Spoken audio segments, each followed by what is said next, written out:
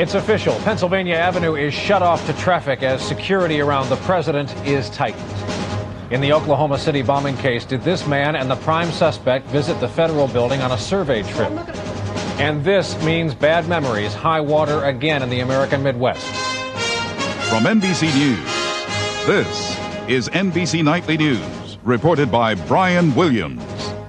Good evening. The aftershocks of the Oklahoma City bombing have now arrived in Washington, and the house this nation has chosen for its presidents will never be the same.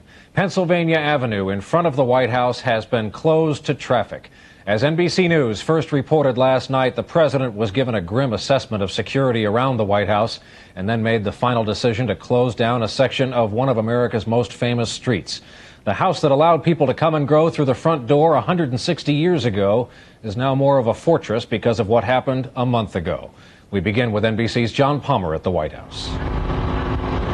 At first light this morning, huge barricades, including flower-filled concrete planters, were hauled into place, permanently blocking traffic in front of America's most famous address.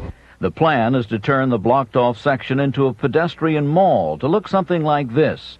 The closing of Pennsylvania Avenue from 17th Street to Madison Place, along with blocking off parts of two streets near the southwest gate, completes the security ring around the White House.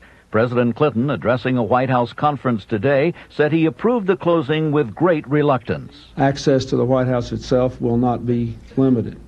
People will be able to visit as they always have. Indeed, they will be able to do that more protected themselves from becoming innocent victims. Mr. Clinton walked along Pennsylvania Avenue on his inauguration day to demonstrate his wish to avoid being isolated.